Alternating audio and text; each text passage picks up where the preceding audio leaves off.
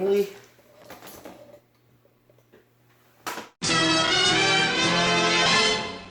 Hi everyone, it's been a while since I've had my last review, which I apologize for, but expecting a baby any day now. We've been getting the baby's room together, painting, getting furniture together, getting all the clothes put away and everything. Still not completely there, but we're almost ready, hopefully. So today I'm going to take a step out of the power of the primes because I can't find Snarl or Sludge anywhere. But I did get KFC CRASH HOG, WreckGar. This is actually my second ever third-party figure. He's actually much better than I expected. He's got he's very nicely painted. He's got some heft to him. He's very cool. One thing that I did notice about, or at least I've read about KFC, is they had QC issues before. This one doesn't seem to have any of those. He's got fairly tight joints. He does have a little bit of leg looseness, but it's not terrible. And once it gets right about there, seems to hold pretty well. But he's a pretty good figure. Without any further ado, let's get to the review. And here he is. This is KFC CRASH HOG. As I said before, he's a pretty cool figure. You remember him from the 1986 Transformers movie, where he was voiced by Eric Idle. And he spoke in sort of TV jargon of the time, I would say. Don't touch that dial. Who has dials on their televisions these days? It's a little dated, but it's pretty rad. This particular rendition of him is very, very cool. I have here two other renditions of WreckGar. The original G1 version, which has always been one of my favorite Transformers, but I was always sad that he did not have the mustache. So this one I actually bought later, but the one I had when I was a kid, I took a marker and I drew on the mustache and the beard, as I'm sure many kids did. But one thing he does share is the color. The color is very similar to the G1. They stayed very true to the overall aesthetics. Now, see some of the early prototypes for this guy, where these were like a bluish sort of white tone, along with his legs. I'm glad they changed that, just to make him what he looks like now. He looks very, very, very cool in these colors. I do like how they incorporated the gas tank onto his back, which is really cool. That is actually screen accurate. They did a really good job with this. Plastic quality's good. He's got a bunch of heft to him. These pieces here are metal. That keeps happening all the time, which is irritating. It's one of the things that I don't like about it, is it just doesn't stay together very well. At least on my copy. I'm not sure how the other copies are. He's got these little spikes here, which are removable, and you can actually place them in different spots.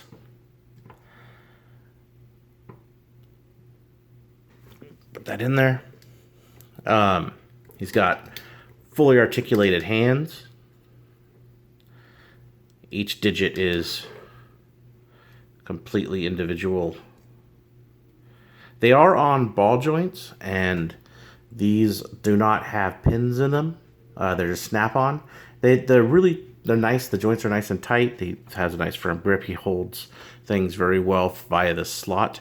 So I don't have a lot to compare these two, like I said, because this is my first real third party. My other one is the Weijing Commander, which, as many of you know, is just a retool, upscaled evasion mode Optimus Prime.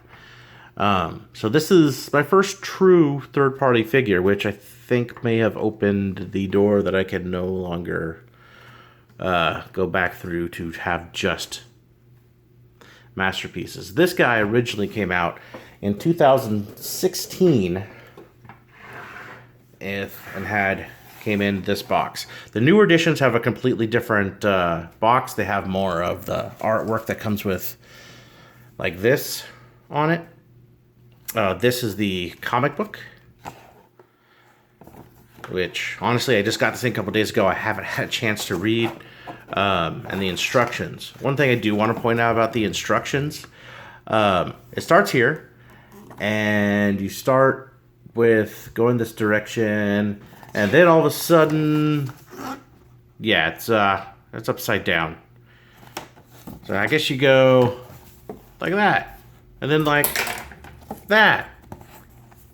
So that's really irritating, actually. And it doesn't come with this. Apparently this accessory comes with Dump Yard. So I think I'm saying that right. It's his counterpart. So there's a Junkion figure that also you could buy in a 2-pack with Crash Hog. And it'll come with this. It's kind of disappointing, but I figured this out just very recently while doing some research. A lot of people were confused about that Crash Hog would come with that, and he comes with a pretty decent amount of accessories, but he doesn't come with that, which is sort of disappointing, because I kind of wanted that piece, but it doesn't hurt the figure for me. Some of the other things he comes with are he has 3 different blasters. This one, I haven't actually opened this yet. This one, which is slightly different. I don't know if you can see that.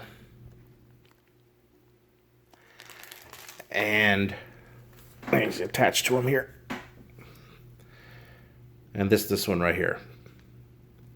It is really neat. You have different places to attach the weapons on him. You attach them to his shoulders. You attach them to his legs. Of course, you can hold them. Very cool that they gave you so many options.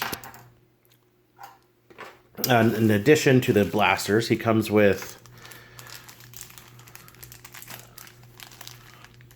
these little tiny TV. Is that upside down? I think that's upside down.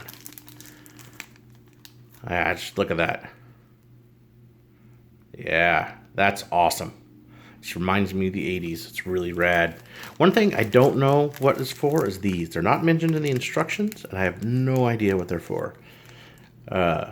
If someone could maybe leave me a message in the comments, I need to know what these are for. I have no idea. So maybe I'm doing something wrong. I don't know. So let's go back to the thing that keeps falling apart. This is his axe, and it is comprised of the top piece,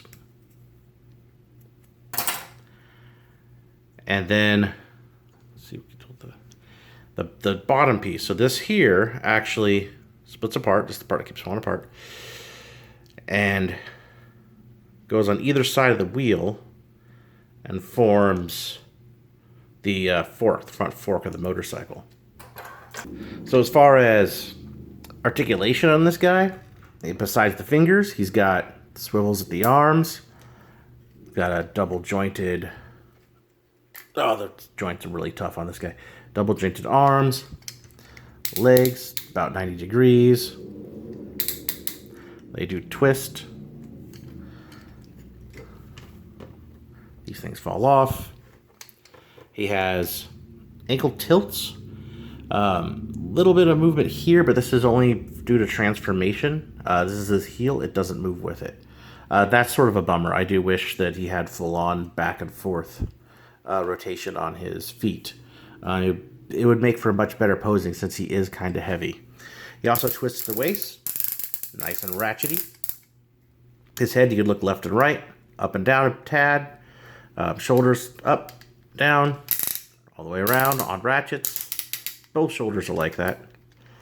Another feature this guy has, and I haven't been able to pull him apart all the way yet, but he has removable pieces. This is mainly for Dump Yard, and when you have both of them, you could combine pieces to make Junkions. Like, oh no, my arms fall off, I'm gonna get a new one. Or you could combine them and make Dump Yard kind of a new Junkion or something of the sort. His tires here do pop off. They are, with the camera.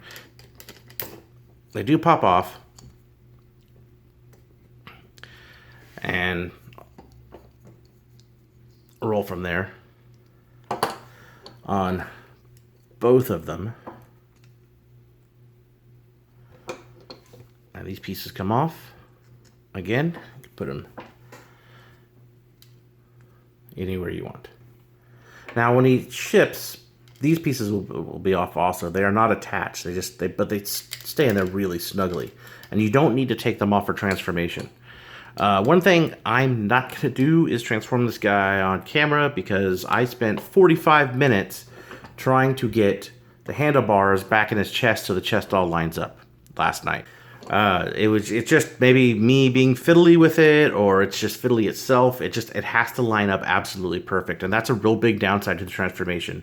The transformation on this guy is actually really, really good. It's easy, it's intuitive. It's not what I've heard about a lot of third-party figures. I've heard third-party figures can be pretty tough. Just to mention this thing here, his little butt thing. His seat's actually here. I wish they could have found something else to do with that. Maybe split it and stick it up this way or something like that. Just kind of hang back. It doesn't hurt the figure though. It's pretty cool. It's also cool that you could store things in here. So I will be right back.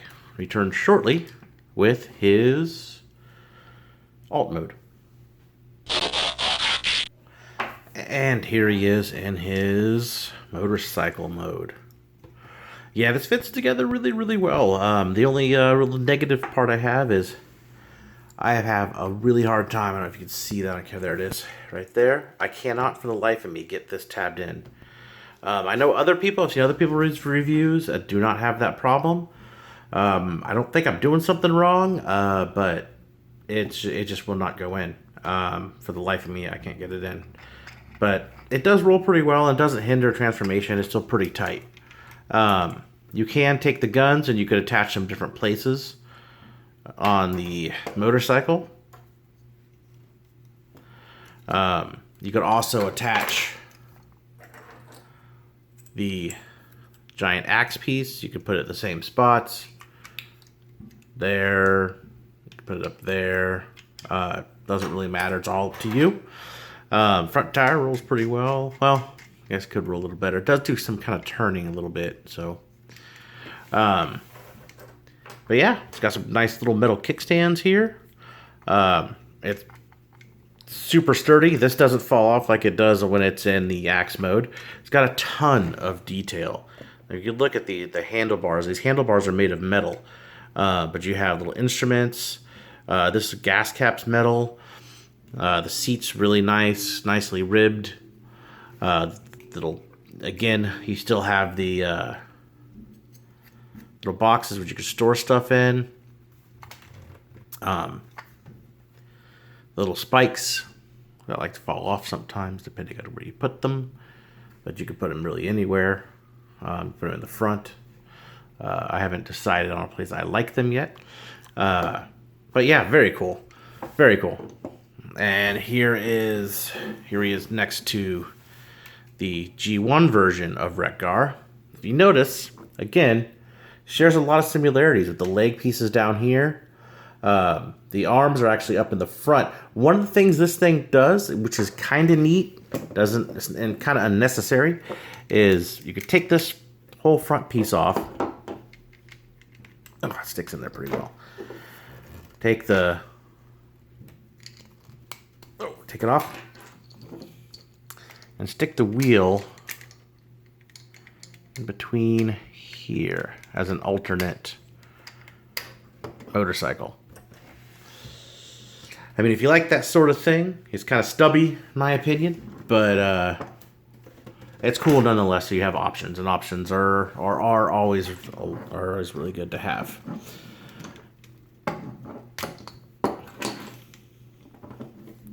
And to put it back, you just kind of put the shocks here. Oh, the shocks actually spring too. Very neat.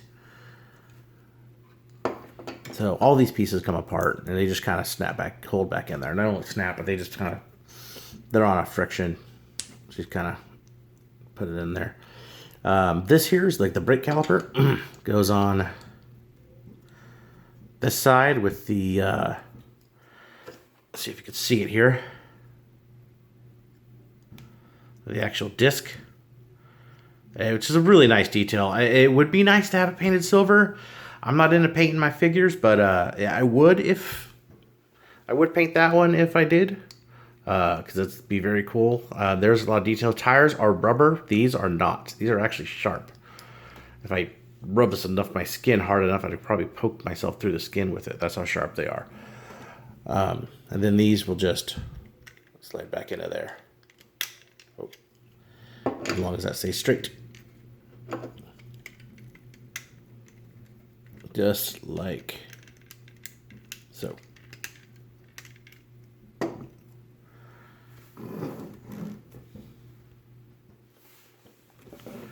Bring back G1 here for a quick comparison.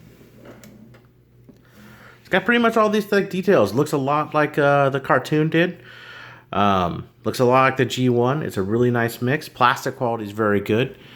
I definitely like this figure. And if you haven't stepped into the third-party scene yet, this one's been out for a while. Usually KFC, people say, is not the right one to go to for your first one, but I would say this one is. This one's solid. QC on this is really good. It has changeable parts if you get dump yard, which I believe they're reissuing this one very soon here.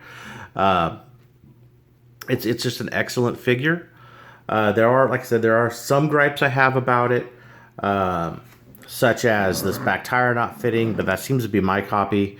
The axe falling apart all the time, and the lack of a front to back pivot on the feet. That kind of bothers me. But there are some really cool things about it. It's painted very well. It has some slight movement on the front. You can actually do this too to make it look right. The front tire there. Now it would be cool if there was a way to connect this so it did go back and forth, but it's okay. It's something I could forgive. It's a damn neat figure. I definitely highly recommend it. It's supposed to be issued this month. I believe pre-orders are sold out on BBTS, but I'm sure if you keep an eye out, maybe someone will drop the pre-order or something. You can get in, get this guy. He's definitely cool. Definitely worthy pickup. All right, yeah, so some final thoughts on this guy. Beyond him being a little fiddly to deal with the handlebars going into here, I'm getting better at it. I've realized like if I take off the little side mirrors and I stick them in the compartments here, I could it goes in a lot smoother. Some of the things are a little fiddly. That and the back wheel not going in between the knees. Other than that, this figure is very solid. It's, again, super amount of heft. It's very weighty. Plastic quality is very, very nice. It's definitely on par with any of my other Masterpiece figures from Takara or Hasbro. I don't know if Hasbro will ever do a WreckGar or Takara. If they do, it's okay with it. I'm okay with it because you can never have too many Junkions. I think this guy retails for about $90. I picked him up on the secondary market for a little bit more than that. But like I said, he is being reissued very soon. So yeah, I definitely recommend picking this guy up if you haven't already. If you're a lover of WreckGar, if you're a lover of Eric Idle, it's good to have. So yeah, I will see you guys later, and hopefully it won't be too long between this review and my next one. I may return to the Power of the Primes to find those figures I'm looking for. So until next time, see you guys later.